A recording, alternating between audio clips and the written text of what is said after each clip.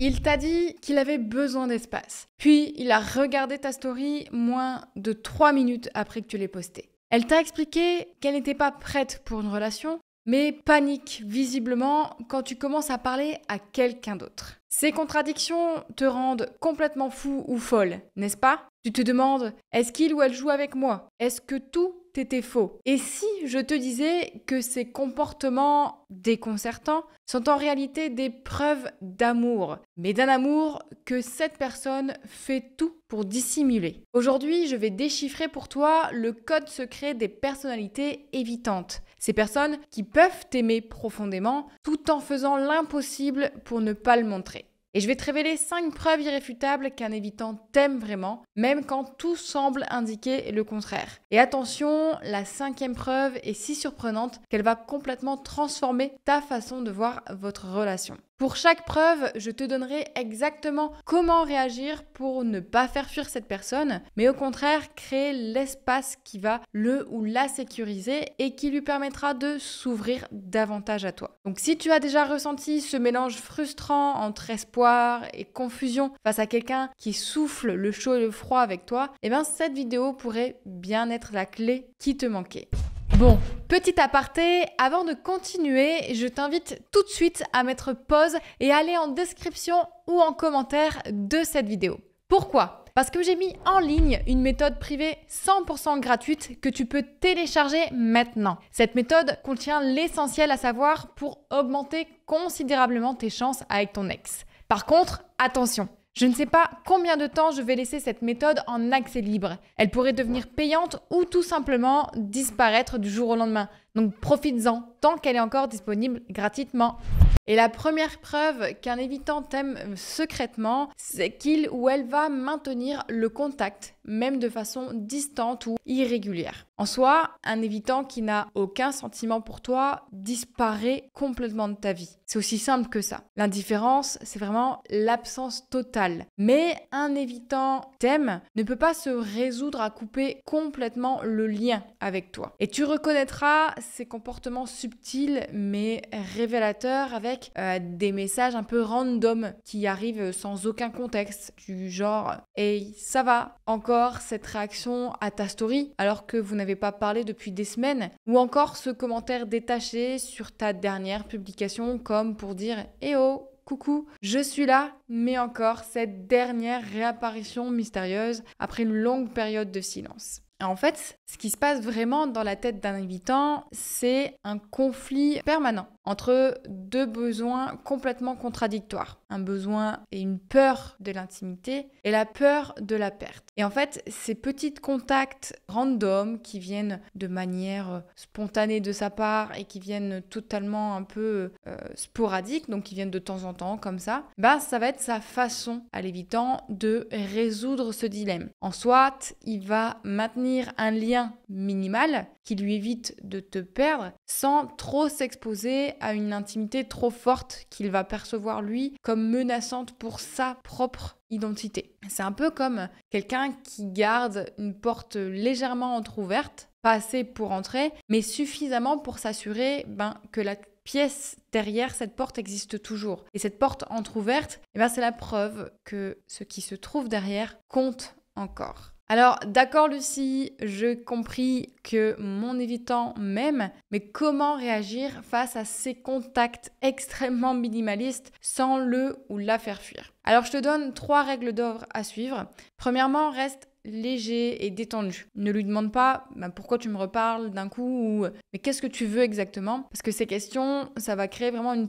forte pression émotionnelle chez l'évitant qui le fera fuir instantanément. Ensuite, réponds toujours avec un léger délai, pas dans l'immédiateté. Sinon, ça montre beaucoup trop d'enthousiasme de ton côté, mais il ne faut pas non plus répondre après plusieurs jours parce que ça va sembler complètement calculé pour ton évitant. Un délai de quelques heures montre que tu as une vie bien remplie, mais que oui, tu le réponds. Et ensuite, forcément, tu dois doser ton énergie à cette réponse. Tu dois adopter un ton similaire au sien. Si son message est assez court, assez factuel, reste dans le même registre. Un évitant, c'est un peu comme un animal sauvage. dès qu'il y a un mouvement brusque, il va vite disparaître parce que d'un coup, il y aura trop de pression, trop d'intimité. Et d'ailleurs, Sophie, une coachée, recevait souvent ces fameux messages un peu minimalistes de son ex. Parfois, c'était juste un emoji, parfois, c'était juste un ça va, sans rien d'autre. Et au lieu de le questionner, de lui reprocher son absence, elle a maintenu une présence légère sans aucune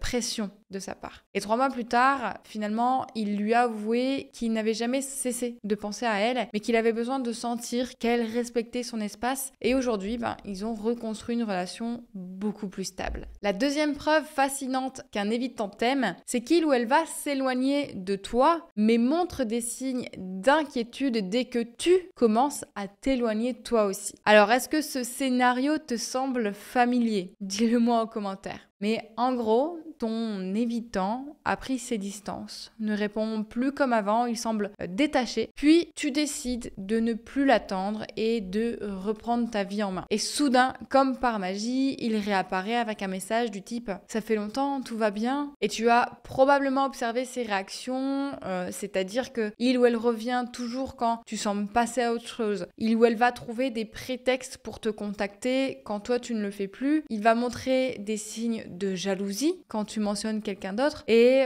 ton ex-évitant va aussi consulter frénétiquement tes réseaux sociaux quand tu sembles finalement épanoui sans lui ou sans elle. Et en fait, ce comportement, il est assez paradoxal parce qu'il révèle le cœur même de la psychologie des évitants. C'est-à-dire que l'évitant veut simultanément de l'indépendance et de la connexion. Du coup, quand il s'éloigne, c'est pour satisfaire son besoin d'autonomie, d'indépendance. Mais quand toi, tu t'éloignes aussi, son besoin d'attachement va se réveiller brutalement. C'est un peu comme une personne qui veut être libre d'aller et venir, mais qui panique quand elle réalise que la porte peut se refermer définitivement. Et cette panique, c'est la preuve que ce qui se trouve de l'autre côté de la porte, c'est-à-dire toi, ça a une valeur immense à ses yeux. Comment utiliser donc cette compréhension à ton avantage dans une stratégie de reconquête? En soi, tu dois créer un léger vide, non pas en disparaissant complètement, ce qui peut provoquer chez ton évitant un détachement finalement complet, mais en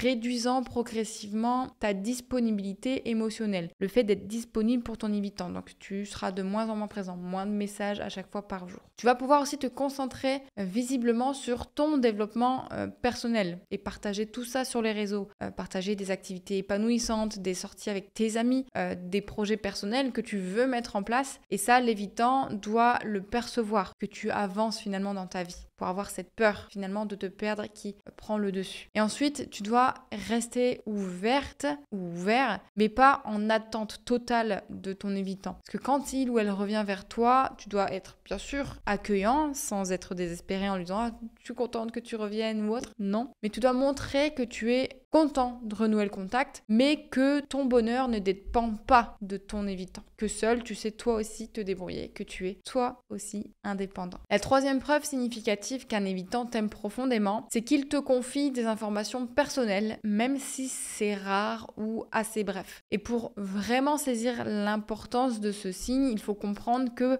pour un évitant, partager sa vulnérabilité, c'est terrifiant. C'est un peu comme sauter d'un avion sans être sûr que le parachute va s'ouvrir. C'est te donner une possibilité à toi de le faire ou de la faire souffrir. Et ces moments de vulnérabilité, ils peuvent sembler un peu anodins, mais ils sont précieux. C'est-à-dire que ton évitant t'a peut-être parlé d'une blessure d'enfant qu'il n'évoque jamais, où il t'a confié des doutes ou ses peurs pour un avenir, t'a partagé un rêve, une aspiration très personnelle, où il t'a dit explicitement « je ne parle pas souvent de ça ». Et pour un évitant, finalement, chaque confidence qu'il ou elle va te faire, c'est un petit acte de courage qui va à l'encontre de tous ces mécanismes de protection. Donc si ton évitant choisit de partager ces fragments de sa vie avec toi, c'est que ton évitant te fait confiance et d'une façon exceptionnelle, on peut le dire. C'est comme si finalement un évitant vivait dans une forteresse avec des murs hyper épais, que chaque confidence, c'est une petite fenêtre qui l'ouvre momentanément vers toi. Et si tu as pu apercevoir l'intérieur de cette forteresse même de manière très briève, tu fais partie des très rares personnes à qui ce privilège a été accordé. Alors, si tu es dans ce cas-ci, comment réagir à ces moments assez précieux de vulnérabilité de ton évitant et comment l'encourager à s'ouvrir davantage. Pour ça, tu dois écouter sans aucun jugement ni aucune analyse excessive. Donc, tu écoutes ton évitant et tu évites les pourquoi qui peuvent sembler énormément intrusifs pour lui. Tu dois le remercier aussi subtilement pour la confiance qu'il te donne. Un simple merci de m'avoir partagé ça. Ça va permettre à ce que l'évitant reconnaisse la valeur, que toi tu reconnaisses sa valeur de ce moment sans mettre aucune pression chez ton évitant. Ensuite, ne pousse pas pour en savoir plus. Tu dois résister à cette envie de curiosité, à cette envie de creuser, à cette envie de connexion émotionnelle encore plus profonde. Parce que c'est ton évitant qui doit finalement contrôler le rythme et la profondeur de ses confidences. Et bien entendu, tu peux aussi offrir de la réciprocité de manière assez mesurée. Tu peux toi aussi, dans ce cas, partager quelque chose de personnel à ton tour, mais sans submerger le tout d'émotions. La quatrième preuve, c'est que ton évitant remarque des détails sur toi que même tes amis proches pourraient manquer. Tu as peut-être déjà vécu ces moments troublants où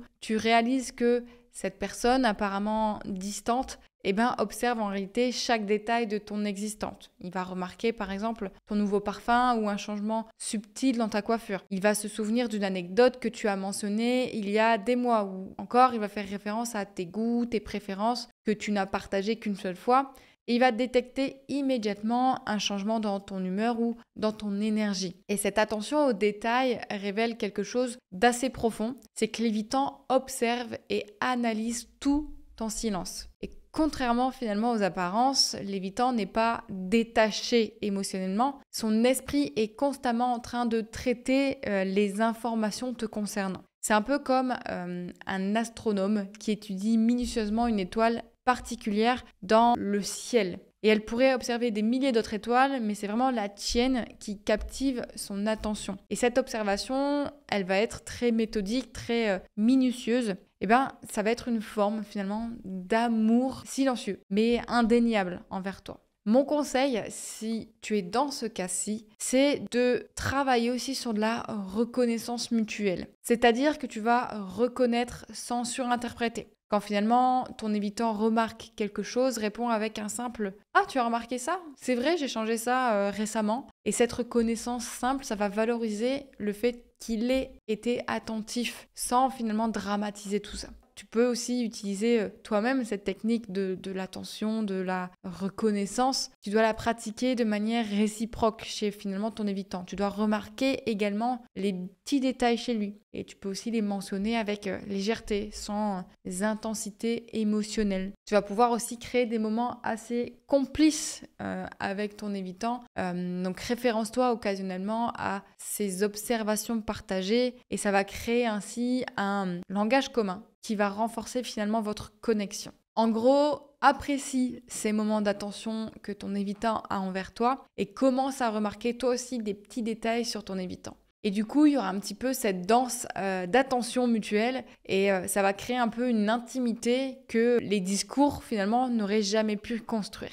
Et la cinquième preuve, la plus révélatrice qu'un évitant finalement t'aime profondément, c'est que ton évitant revient finalement toujours vers toi et même après des périodes prolongées de silence. Et ce scénario, il t'est probablement familier. Il peut se passer des semaines, voire des mois sans aucun contact et tu commences enfin à te faire l'idée que c'est terminé quand soudain, surgit de nulle part, tu reçois un message sur ton téléphone « Hey, comment ça va ?» comme si le temps finalement n'avait jamais écoulé. Et ton évitant va avoir des réapparitions un peu comme si de rien n'était après des semaines de silence.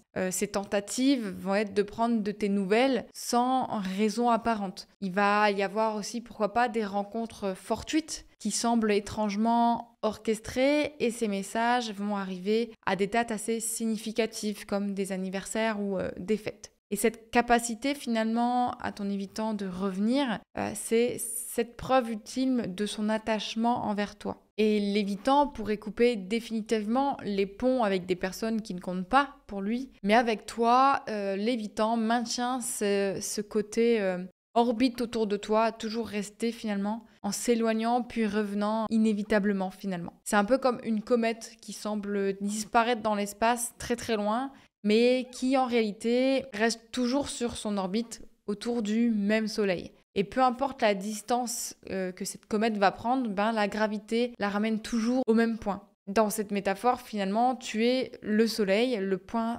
d'ancrage émotionnel auquel l'évitant ne peut s'empêcher de revenir. Et le fait d'être toujours dans le retour, c'est précisément ce qui distingue un évitant qui t'aime vraiment d'une personne simplement inconstante ou manipulatrice. Alors, quand ton évitant revient comme ça de façon constante, comment créer progressivement plus de stabilité finalement dans votre relation? Donc voici la méthode pour accueillir de manière équilibrée, on va dire, ton évitant. La première chose, c'est que tu dois rester émotionnellement stable. Tu ne dois pas osciller entre le fait d'avoir envie de rejeter finalement ton évitant et l'excitation qu'il revienne. Donc, tu ne dois pas dire comment oses-tu revenir avec de la colère ou je savais que tu reviendrais avec beaucoup de pression que tu mettrais. Il faut vraiment une réaction assez calme, assez équilibrée pour rassurer davantage ton évitant. Tu dois aussi reconnaître finalement le retour sans le dramatiser. Un simple finalement ah c'est bon de te revoir ou c'est cool de te reparler montre que tu apprécies sa présence sans créer de pression, sans créer de émotion dedans. Tu dois aussi finalement maintenir tes frontières, c'est-à-dire que tu dois montrer que ta vie a continué pendant son absence et ça va renforcer son envie de revenir vers toi et son respect pour toi. Et tu dois créer progressivement aussi une nouvelle routine, c'est-à-dire à chaque retour, tu dois établir des formes de contact légèrement plus réguliers en créant doucement un nouveau normal finalement entre vous. Maintenant que tu reconnais ces 5 preuves qu'un évitant t'aime véritablement, là tu as la compréhension que peu de personnes ont de ces personnalités assez complexes et souvent mal comprises. Et comprendre finalement ces comportements, ça va te donner un avantage considérable. Tu vas pouvoir maintenant voir l'amour là où d'autres ne verraient que de l'indifférence ou de l'inconstance. Et cette compréhension, ça peut transformer totalement une relation qui semblait finalement vouée à l'échec en une connexion assez profonde et durable. Si tu as identifié plusieurs de ces signes et que tu souhaites transformer finalement cette compréhension en une vraie stratégie concrète pour construire une relation stable avec un évitant, j'ai développé une méthode qui a déjà aidé des centaines de personnes dans ta situation. Ma méthode, elle est complètement gratuite. Tu peux la télécharger dès maintenant en cliquant sur le lien dans la description. Tu mérites une relation où l'amour n'est pas seulement ressenti, mais aussi exprimé et partagé. Et cette relation, elle est possible, même avec un évitant, à condition d'avoir les bonnes clés. En commentaire, partage avec moi quelles preuves tu as déjà observées chez ton évitant, parce que ton témoignage peut vraiment aider beaucoup d'autres personnes à reconnaître justement les signes d'amour cachés derrière ces comportements assez troublants. Sur ce, je vous laisse sur d'autres vidéos, sur d'autres conseils, et comme toujours, prenez soin de vous. Bon, on arrive à la fin de cette vidéo et merci à toi de m'avoir suivi jusqu'ici. Si tu es encore là, c'est que tu as cette volonté de changer, de comprendre et d'agir. Et rien que pour ça, franchement, bravo à toi. Alors, si ce n'est pas encore fait, je t'invite à télécharger dès maintenant ma méthode complète pour t'aider à récupérer ton ex en 30 jours. C'est 100% gratuit et tu vas y découvrir l'essentiel. Quoi faire, quoi éviter et surtout, par où commencer pour relancer une véritable attraction entre toi et ton ex. Pendant que tu la télécharges, je te laisse avec quelques témoignages de personnes qui étaient dans ta situation et qui s'en sont sorties. J'espère que ça te donnera la force et la motivation de passer à l'action. Je pensais que c'était foutu. J'étais complètement perdue avec mon ex. Je ne savais plus quoi faire pour attirer son attention. Je me revois vraiment encore en train d'envoyer des SMS à 1h du matin en la suppliant de revenir. Et pourtant maintenant, c'est lui qui me court après. À partir du moment où j'ai fait ce que tu m'as dit, ça a tout changé avec Marine. T'avoir au téléphone, de suivre à la lettre ta stratégie et de voir que mon ex revenait petit à petit, ça m'a donné espoir.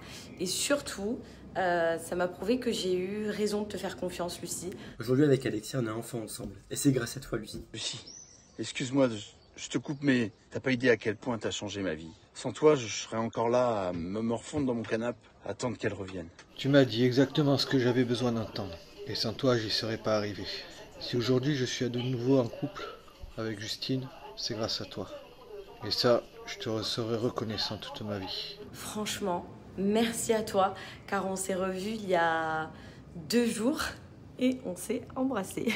On a passé un super moment. Il me l'a fait savoir en me disant qu'il m'aimait toujours. Ça fait vraiment chaud au cœur de savoir que je sors enfin de toute cette mauvaise période. Non, franchement, je vais te le dire honnêtement. Au début, je pensais juste que tu étais une coach de plus parmi tant d'autres. Mais j'ai vraiment vite compris, à notre premier coup de fil, que c'était pas le cas. T'as vraiment quelque chose que les autres n'ont pas, quoi. C'est le côté humain, empathique. On sent que t'es à l'écoute et que tu veux nous faire du bien, avant même de nous aider à reconquérir notre ex. C'est fou de se dire que je t'ai écouté, que j'ai arrêté de courir après, et elle est revenue 2-3 semaines plus tard. Ce que tu m'as appris pendant mon coaching, ça devrait être d'utilité publique. Je dis ça en rigolant, mais c'est vrai. T'as été un guide pour moi. Je pense que comme toutes les femmes qui sont venues te voir, on a l'espoir que notre ex revienne. Mais là, les résultats vraiment ont dépassé toutes mes attentes. J'ai pensé que du bien de ton accompagnement. Avant, j'étais seul. Je tentais tout et n'importe quoi pour attirer son attention, mais ça ne marchait pas. Au moins, avec toi, je me suis tout de suite senti soutenu et entre de bonnes mains. Et c'est dingue de me dire tout le temps que j'ai perdu en étant borné. Enfin, heureusement que j'ai fait appel à toi, car sans toi, j'aurais jamais su récupérer Marine. Aujourd'hui, j'ai pas récupéré mon ex, mais je ne peux penser que du bien de ton accompagnement. Je me suis sentie entourée par toi et toute ton équipe, et ça m'a permis de refaire surface. Ce que j'aimais, c'est que tu t'es pas concentrée bêtement sur la reconquête, mais sur moi, sur mon bien-être et sur ce qui était le mieux pour moi. Aujourd'hui, j'ai pas récupéré mon ex, mais je suis heureuse comme ça. J'ai relevé la tête et je sais désormais ce que je veux. Je faisais n'importe quoi pour récupérer mon ex et à partir du moment où je t'ai écouté, Lucie, j'ai obtenu de vrais résultats. Merci beaucoup, Lucie. Merci Lucie. Merci Lucie. Merci Lucie. Merci Lucie. Merci, Lucie. Merci, Lucie. Merci Lucie. Merci Lucie. Merci Lucie. Merci.